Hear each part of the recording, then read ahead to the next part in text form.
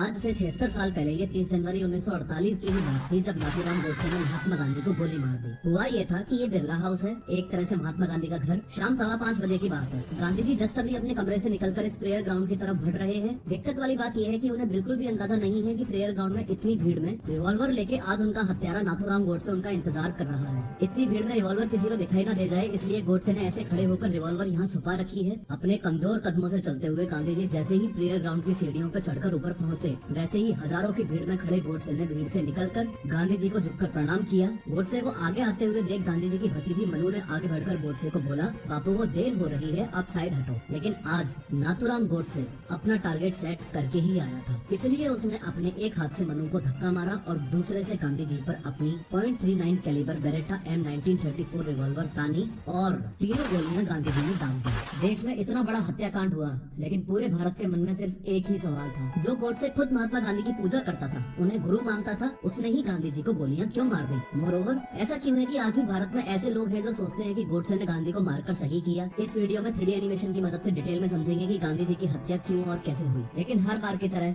शुरू से शुरू करते हैं। गांधी जी की मौत से 38 साल पहले की बात है। बॉम्बे पुणे लाइन के पास के एक गाँव बारामती में साल 1910 में नाथूराम गोडसे का जन्म हुआ। गोडसे का असली नाम रामचंद्र था, पर उसके माँ बाप को लगता था कि उनके परिवार पर किसी तरह का श्राप है, जिससे उनके सारे मेल चिल्ड्रन की डेथ हो रही है। इसलिए उन्होंने गोडसे को एक लड़की की तरह पाला और उसको एक नथ पहनाई, जिसकी वजह से उसका नाम पड़ा नाथूराम। स्कूल में मन न लगने के कारण उसने स्कूल ड्रॉप कर दिया और कारपेंटर और फ्रूट वेंडर का काम किया। गोडसे को Hindu religious literature, history, politics पढ़ने का काफी शौक था। ध्यान दो कि महात्मा गांधी की राइटिंग्स को भी वो काफी शिद्दत से फॉलो करता था। इनफैक्ट नाथूराम गोडसे गांधी जी का इतना पक्का फॉलोअर और बिलीवर था कि उसने 1930 में सिविल डिसोबीडियंस मूवमेंट में भी बढ़ चढ़कर पार्ट लिया। 1932 में नाथूराम गोडसे ने RSS और हिंदू महासभा को ज्वाइन किया और यहीं पर वो वीर सावरकर के कांटेक्ट में आया। नाथूराम गोडसे और वीर सावरकर के बारे में एक बहुत ही अनबिलीवेबल बात ये भी है कि 1975 में पब्लिश हुई एक बुक फ्रीडम एट मिडनाइट के अकॉर्डिंग ये दोनों गे या होमोसेक्सुअल थे। ऐसा मैं नहीं बोल रहा, बल्कि इस बुक के पेज नंबर 423 पर आपके सामने लिखा हुआ है। लेकिन इसके साथ ही आपको ये बात भी पता होनी चाहिए कि इस बुक के रिलीज होने के 1 साल बाद ही यानी 1976 में नाथूराम गोडसे के सगे भाई गोपाल गोडसे ने बॉम्बे कोर्ट में इस बुक के ऑथर्स के खिलाफ डिफेमेशन केस किया और इस बुक पर बैन लगाने की डिमांड भी की थी। फॉलोइंग दिस, इस फ्रीडम एट मिडनाइट बुक के नेक्स्ट एडिशंस में से होमोसेक्सुअलिटी वाली बात को रिमूव कर दिया गया। खैर, वीर सावरकर की संगत का सबसे बड़ा असर नाथूराम गोडसे पर यह हुआ कि उसकी आइडियोलॉजी पैसिफिस्ट से मिलिटेंट की तरफ बढ़ने लगी। अगर समय बीतता गया, वैसे वैसे गोडसे के मन में गांधी जी के लिए दुश्मनी बढ़ती गई। नाथूराम गोडसे गांधी जी से इसलिए नफरत करने लगा था क्योंकि उसका मानना था कि गांधी जी ने अखंड भारत के कॉन्सेप्ट को कमजोर कर दिया है। नाथूराम गोडसे ऐसा भी मानता था कि गांधी जी मुस्लिम कम्युनिटी के लोगों को अपने हर मेजर डिसीजन में ज्यादा सपोर्ट करते हैं और हिंदू धर्मों के लोगों के खिलाफ जाकर उन्होंने देश को धोखा दिया है। धीरे धीरे ये विचारधारा नाथूराम गोडसे के दिमाग में इतनी मजबूत हो गई कि उसने गांधी जी को जान से मारने का फैसला कर लिया। ओवरऑल इस टाइमलाइन को इन ग्राफिक्स के जरिए आप ऐसे समझ सकते हो कि 1942 एक वो बीच का साल था जब नाथूराम गोडसे की विचारधारा ने शिफ्ट मारा। 1910 में पैदा होने के बाद से लेकर 1942 तक इस इतने ड्यूरेशन में वो गांधी जी का भक्त था और 1942 से लेकर 1948 में उन पर गोली चलाने तक वो उनसे नफरत करता था। इस वीडियो के आगे के हिस्से में 2 पैरेलल स्टोरीज चलने वाली हैं, तो थोड़ा सा अलर्ट रहना। अगर बात करूं नाथूराम गोडसे की, तो बॉम्बे से चलकर वो 30 जनवरी 1948 को सुबह 7 बजे ओल्ड दिल्ली रेलवे स्टेशन पहुंच जाता है। ऑन द अदर हैंड, आज हत्या वाले दिन बिरला हाउस में रोजाना की तरह ही गांधी जी सुबह 3:30 बजे उठे और उन्होंने 3:45 बजे अपनी प्रार्थना सभा की, शहद और नींबू वाला गर्म पानी पिया और 4:45 बजे वापस सोने चले गए। 3 घंटे सोने के बाद सुबह 8 बजे गांधी जी फिर से उठते हैं और अपने नॉर्मल रूटीन फॉलो करते हैं। नॉर्मली उनके रूटीन में इंक्लूडेड होता था सुबह उठ के ब्रज कृष्ण से अपनी मालिश करवाना, अखबार पढ़ना, आभा से बांग्ला सीखना, नाश्ते में बॉइल्ड वेजिटेबल्स खाना और बकरी का दूध पीना। मोरोवर, महात्मा गांधी से रिलेटेड एक डिस्टर्बिंग बात ऐसी भी है जिसको पहली बार में सुन के तो विश्वास ही नहीं होता, पर हाँ, इस बात को प्रूव करने के लिए काफी सारे ठोस सबूत आज भी मौजूद हैं। असल में बात यह है कि कुछ साल पहले ही महात्मा गांधी ने ब्रह्मचर्य अपना लिया था। उनके लिए सिर्फ ब्रह्मचारी होना काफी नहीं था। उनका मानना था कि उनके फॉलोअर्स के सामने उन्हें ये प्रूव भी करना चाहिए कि वो एक कठोर ब्रह्मचारी हैं और उनका सेल्फ कंट्रोल बहुत ही स्ट्रॉन्ग है। अब ये बात सुनने में बहुत अजीब है, लेकिन हाँ, अपने ब्रह्मचर्य को साबित करने के लिए वो अपने इनर सर्किल की लेडीज के साथ में सोते और नहाते थे। चौंकाने वाली बात यह है कि गांधी जी ने अपने इन एक्सपेरिमेंट्स को कभी भी दुनिया से छुपाया ही नहीं। अपने लेटर्स में गांधी जी ने कई बार इन 3 लेडीज के बारे में जिक्र किया है। ये है मनु, जो कि सिर्फ 17 साल की थी, यानी गांधी जी से 60 साल छोटी, और ये गांधी जी की भतीजी थी। ये है आभा, जो कि गांधी जी के भतीजे कन्नू गांधी की वाइफ थी, और ये है सुशीला नायर, जो कि गांधी जी की पर्सनल फिजिशियन थी। In one of his letters Gandhi ji has mentioned that while taking bath with Sushila Nayar, अपने ब्रह्मचर्य को साबित करने के लिए वो अपनी आंख बंद कर लेते थे। एनीवेज 30 जनवरी 1948 का गांधी जी का पूरा दिन अलग अलग मीटिंग्स में बीत गया। 2:30 बजे उन्होंने अपना ऑटोग्राफ दिया, जो कि उनकी जिंदगी का आखिरी ऑटोग्राफ था। आगे बढ़ने से पहले ये विजुअलाइजेशन भी आपको क्लियर होना चाहिए कि इस समय गांधी जी यहाँ अपने कमरे में बैठकर मीटिंग कर रहे थे और रूम से बाहर निकलकर इस जगह पर प्रेयर ग्राउंड था। गांधी जी रोजाना शाम को 5 बजे इस प्रेयर ग्राउंड में प्रार्थना सभा करने जाते थे। प्रार्थना सभा का मतलब है नॉर्मली कुछ भजन वगैरह करना या फिर गांधी जी का हजारों की भीड़ को ज्ञान देना। आज हत्या वाले दिन यानी 30 जनवरी 1948 को उनकी लास्ट मीटिंग सरदार वल्लभ भाई पटेल के साथ चल रही है और गांधी जी प्रार्थना सभा में जाने के लिए ऑलरेडी 15 मिनट लेट हो चुके हैं। वहीं दूसरी ओर गोडसे अपने साथी नारायण आप्टे और विष्णु करकरे के साथ सुबह 7 बजे ओल्ड दिल्ली रेलवे स्टेशन के 6 नंबर रेस्टिंग एरिया में पहुंचे। वहां पहुंचकर उन्होंने अपनी फाइनल प्लानिंग को अंजाम दिया। लेकिन आगे बढ़ने से पहले आपको क्लियरली समझा दूं कि ये तीनों ही गांधी जी की हत्या के मास्टरमाइंड्स थे। नाथूराम गोडसे के साथ मौजूद ये नारायण आप्टे है और ये विष्णु करकरे है। ये तीनों ही हिंदू महासभा के माध्यम से एक दूसरे के कांटेक्ट में आए थे। खैर पहले तो तय हुआ कि गोडसे बुर्का पहनकर जाए। वो लोग बाजार से 50 रुपए का बुर्का लेकर भी आए, पर उसकी बाहरी डीली होने की वजह से पिस्टल उसमें बार बार फंस रही थी। और दूसरा एक इम्पोर्टेंट रीजन ये भी था कि गोडसे को फीमेल ड्रेसअप में अपना पकड़ा जाना बदनामी जैसा लग रहा था। उसकी विचारधारा ये थी कि गांधी जी को मारने का ये कदम भारत के हित में है और उसे इस बात पर बहुत गर्व है। तब आपके ने सजेशन दिया कि सीधा साधा तरीका ही सबसे अच्छा होता है। और उन्होंने उन दिनों की ट्रेंडिंग ड्रेस खाकी बुश जैकेट और ब्लू ट्राउजर्स को अपना असैसिन लुक चूज किया। इसके बाद गोडसे ने अपनी बेरेटा पिस्टल में 7 गोलियां भर ली। प्रार्थना सभा का टाइम पास आता जा रहा था। गोडसे और उसके साथी रेलवे स्टेशन से बिरला मंदिर अपनी जीत के लिए आशीर्वाद लेने गए। बिरला मंदिर के बाहर पहुंचने के बाद नारायण आप्टे और विष्णु करकरे तो लक्ष्मी नारायण के दर्शन के लिए मंदिर के अंदर चले गए, लेकिन गोडसे अपने निशाने की प्रैक्टिस करने के लिए बिरला मंदिर के पीछे जंगल में चला गया, क्योंकि आज उसका लक्ष्य एकदम क्लियर था। गांधी जी की हत्या।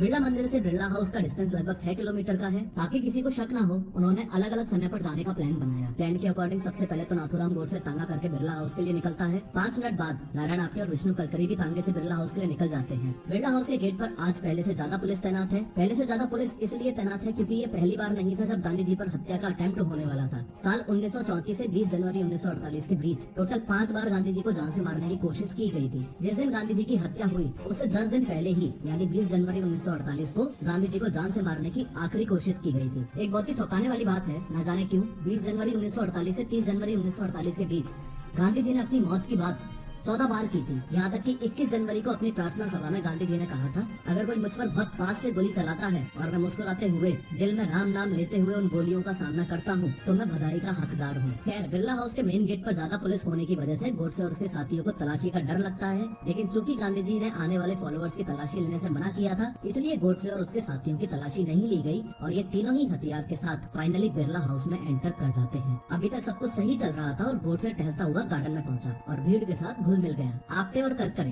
गोडसे के दोनों तरफ जाके खड़े हो गए ताकि कोई गोडसे को रोकने के लिए आगे आए तो वो गोडसे की हेल्प कर सके। शाम के 5 बज चुके हैं, काउंटडाउन शुरू हो चुका है, पर अभी भी गांधी जी वल्लभ भाई पटेल के साथ मीटिंग में उलझे हुए हैं। वहीं इसी समय गोडसे अपने दोनों साथियों के साथ गांधी जी के आने का इंतजार कर रहा है। लेकिन जैसे जैसे गांधी जी का आना डिले होता जा रहा था, गोडसे को अपना प्लान फेल होता हुआ नजर आ रहा था। तभी 5:15 बजे बिरला हाउस से गांधी जी अपनी दोनों ग्रैंड नीसेस मनु और आभा के कंधे पर हाथ रखकर चलते हुए आते दिखते हैं। गांधी जी मनु और आभा को अपनी वॉकिंग स्टिक्स मानते थे। गांधी जी के पीछे उनके पर्सनल असिस्टेंट प्यारेलाल, उनकी पर्सनल फिजिशियन सुशीला, सरला और डेली गांधी जी की मसाज करने वाले ब्रिज कृष्ण चल रहे हैं। गांधी जी का दुर्बल शरीर पूरी तरह मनु और आभा के सहारे चल रहा है। गोडसे को अपना सपना साकार होता हुआ नजर आ रहा है। जैसे ही गांधी जी सीढ़ी में चढ़कर गार्डन में पहुंचते हैं, गोडसे भीड़ को चीरता हुआ गांधी जी के सामने आकर खड़ा हो जाता है। दोनों हाथ जोड़कर प्रणाम करता है, कहता है नमस्ते गांधी जी और पैर छूने के लिए नीचे झुकता है। मनु गोडसे को साइड हटने को कहती है क्योंकि गांधी जी सभा के लिए काफी लेट हो चुके थे, पर गोडसे तो आज गांधी जी का वध करने के इरादे से ही आया था। गोडसे सिर्फ गांधी जी को ही नहीं मारना चाहता था, बल्कि वो तो पाकिस्तान लेजिस्लेटिव असेंबली में बॉम्ब ब्लास्ट करके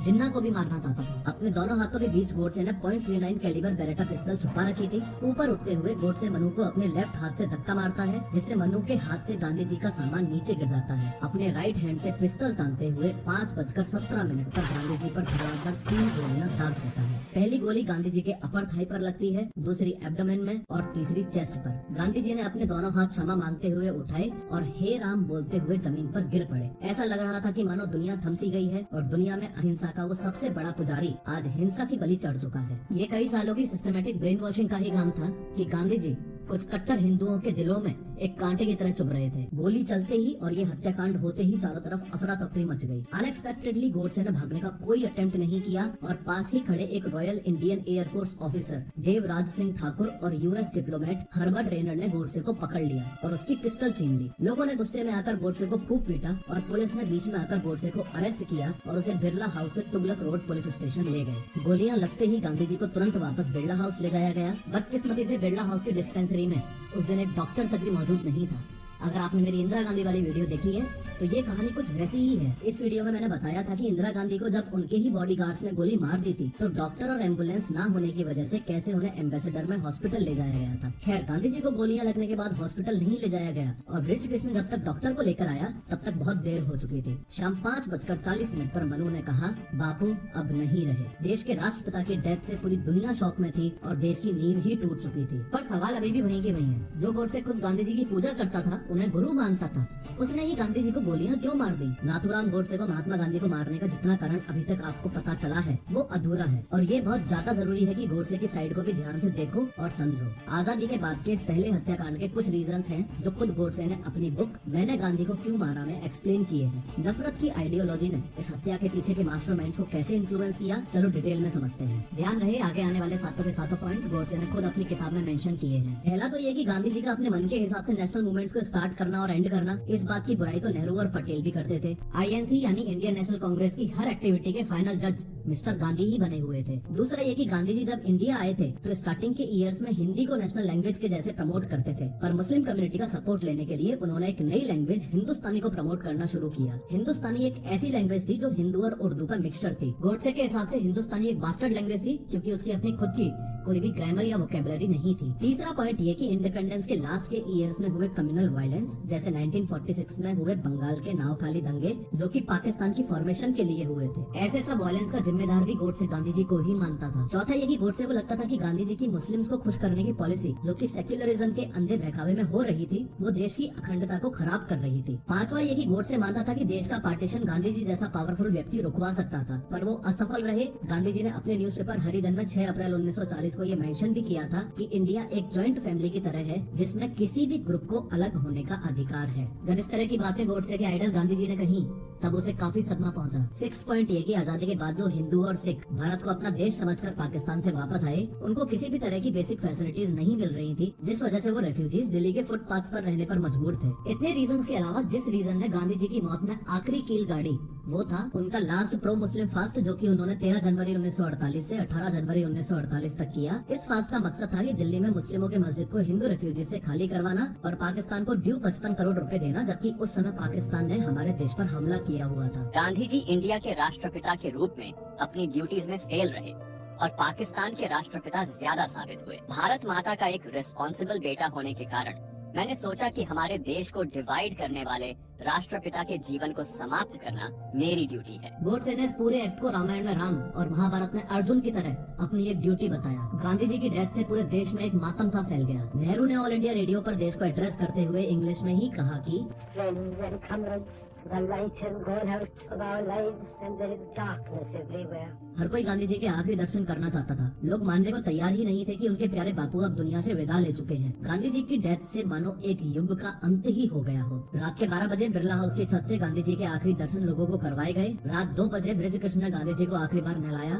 गले में एक सूत की माला पहनाई और मनु ने तिलक लगाया। अगले दिन 31 जनवरी को गांधी जी की शव यात्रा बिरला हाउस से यमुना नदी के किनारे पहुंची। गांधी जी को एक ओपन डोज व्हीकल में ले जाया गया जिस पर नेहरू, पटेल और गांधी जी के बेटे देवदास और रामदास बैठे थे। दुख की बात यह है कि गांधी जी के बड़े बेटे हरिदास को उनके अंतिम दर्शन के लिए आने नहीं दिया गया, क्योंकि जीते जी गांधी जी और हरिदास के रिश्ते काफी खराब थे। गांधी जी को रिस्पेक्ट के साथ इंडियन फ्लैग में लपेटा गया। यमुना किनारे से 250 मीटर पहले डोज व्हीकल का इंजन बंद किया और आर्मी, नेवी और एयरफोर्स के सोल्जर्स ने उसे खींचा और चिता पर लिटा दिया। जिन्ना ने जब अपना शोक संदेश भेजा तो उसमें गांधी जी को हिंदू कम्युनिटी का एक ग्रेटेस्ट पर्सन कहा। इस लाइन में जो सबसे पेनफुल बात है वो ये कि जिस इंसान ने अपनी पूरी लाइफ सेक्युलरिज्म का पाठ पढ़ाने में लगाई, हिंदू मुस्लिम यूनिटी सिखाई, उस कम्युनिटी ने तो गांधी जी को कभी अपना माना ही नहीं। लोगों को जैसे ही गांधी जी की डेथ की न्यूज मिली, उन्होंने महाराष्ट्र के उन लोगों को टारगेट करना शुरू किया जिनका सरनेम गोडसे था या जो चित्पावन ब्राह्मण कम्युनिटी से बिलोंग करते थे, क्योंकि गोडसे भी चित्पावन ब्राह्मण था। इस जीनोसाइड को बहुत कन्वीनियंटली दबा दिया गया क्योंकि इसके पीछे पॉलिटिकल पार्टीज के कुछ लोगों का हाथ था। ब्रिटिश जर्नलिस्ट मॉरीन पैटरसन के हिसाब से अनऑफिशियली 6 से 10 करोड़ रुपए का डैमेज हुआ था। ऐसा कहा जाता है कि हिस्ट्री रिपीट्स इटसेल्फ। अगर इसी टाइम ऐसे जीनोसाइड्स को सही से कंट्रोल कर लिया जाता तो इंदिरा गांधी की हत्या के बाद हुए एंटी सिख राइट्स इतने भयानक ना होते। गोडसे और उसके साथियों पर रेड फोर्ट में स्पेशल कोर्ट में ट्रायल चला। यहाँ गोडसे ने 30,000 वर्ड्स का अपना जस्टिफिकेशन सुनाया कि कैसे वो गांधीवादी से गांधी हत्या तक पहुंचा और अपने इस रूथलेस एक्ट को पूरी तरह से पॉलिटिकल बताया। उसने ये प्राउडली एक्सेप्ट भी किया कि उसने गांधी जी को मारा है, पर वो इस पूरे हत्याकांड में अकेला है। गोडसे और नारायण आप्टे जो साथ मिलकर अग्रणी अखबार चलाते थे, 1945 के एक पब्लिकेशन में गांधी को अखंड भारत के कॉन्सेप्ट का रावण शो करते हैं। इन दोनों को फांसी की सजा होती है, बाकी के 6 साथियों को लाइफ इम्प्रिजनमेंट और वीर सावरकर को बरी कर दिया जाता है। गोडसे और आप्टे को अम्बाला जेल में रखा जाता है और 15 नवंबर 1949 को फांसी के टाइम दोनों नारा लगाते हैं, अखंड भारत अमर रहे। खैर, इस हत्याकांड के एक दिन बाद यमुना के घाट पर गांधी जी पंचतत्व में विलीन हो गए। ये कहानी थी 30 जनवरी 1948 की।